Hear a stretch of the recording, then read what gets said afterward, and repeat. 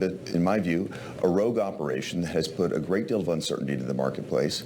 I'm glad that I've seen the banking community stand up against this. I certainly think that Basel III has been, all the proposals that I've seen have been largely bad for the American economy because they make us less competitive as a nation.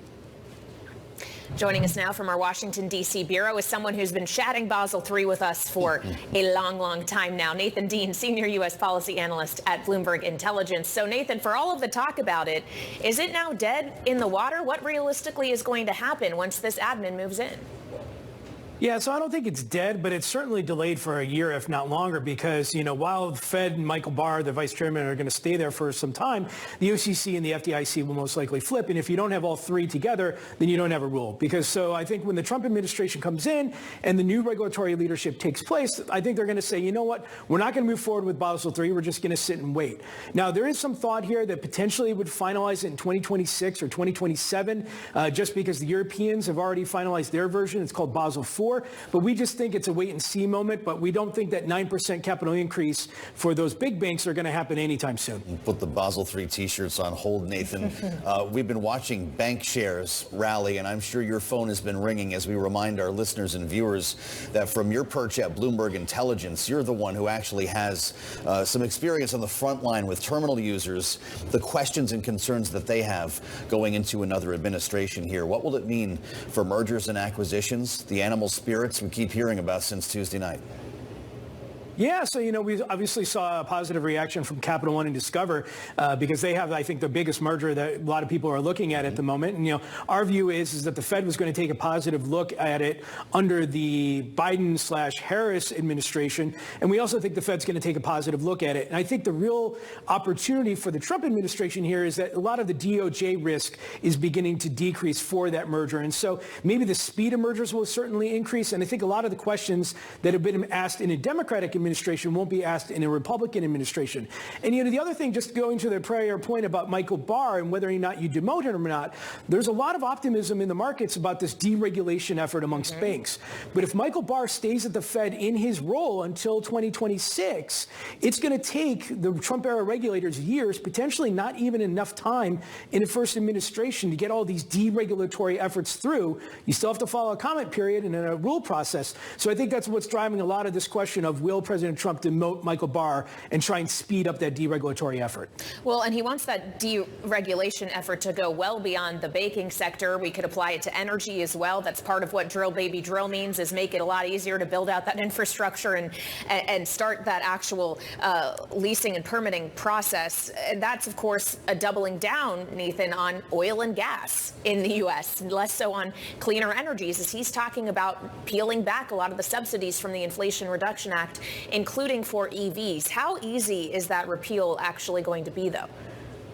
Yeah, so this is where you have to figure out which regulation goes into which bucket. Is it legislation, regulation, or executive order? Something like the LNG pause, that's executive order. President Trump can do that fairly quickly. The IRA, the Inflation Reduction Act, that's legislation. And so the bulk of that, in terms of the EV tax credits, that's going to have to go through Congress. Now, look, it looks like the Republicans are going to take the House. They've already taken the Senate. So if they use reconciliation for tax reform, there's a lot in the IRA that they can play around with. But we have heard, and this is what we're telling our clients, is that the IRA is somewhat popular in Republican states. There's a lot of CapEx coming into those states in terms of building new plants in the renewable sector. So certainly the EV tax credit, I think, is at risk. But a lot of the IRA, we do think, is going to stick around. You wonder if Elon Musk would talk to him about that. I want to ask you about the CHIPS Act, Nathan, because there appears to be an eagerness to undo or unwind portions of the bill, if not get rid of it altogether. But it actually seems to align more with the Trump philosophy when you consider reshoring, bringing jobs here, lowering our dependence upon Taiwan. Doesn't that sound like a favorable Trump plan? Yeah, I think when they get into the nitty-gritty of their legislative priorities, I don't think they're going to touch the CHIPS Act all that much. One thing, a lot of it's already been spent. I think somewhere like 85, 90% of the monies have already been doled out. I think certainly any unclaimed monies and untaxed, tax incentives, they can certainly claw back.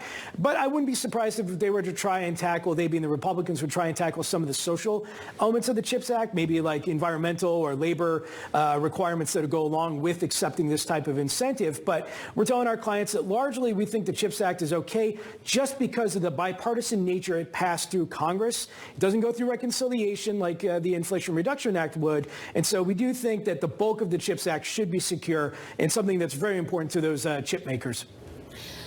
Finally, Nathan, obviously a lot of what underpinned the promises made by Donald Trump on the campaign trail, and a lot of them were tax related. How quickly do we expect a tax package could come together in the next Congress and then get over the finish line? Keeping in mind in 2017, it was passed in 2017, the very same year that Trump took office. Yeah, it's certainly going to happen before January 1st, 2025, because that's when those individual tax cuts increase. Now, we saw from Representative Scalise earlier this week that they want to move on this within the first 100 days of President Trump's presidency. But I will caution that it's going to cost plus of $4 trillion to keep those tax cuts going. And not many people in Washington really have any good ideas. There's a lot of square pegs going into round holes at the moment. So I would caution, I think it's going to take Congress a little bit of time to figure out how they're going to pay for it. There's maybe talk about putting tariffs in there, the SALT deduction and so forth like that. So I think that we'll probably see it before the summertime. It just may not be within the first 100 days. Nathan Dean, Bloomberg Intelligence. Thank you so much, Nathan. I know you're about to embark on a long journey to talk to more terminal subscribers. We wish you safe travels. Coming up, hour 2, Balance of Power, will be joined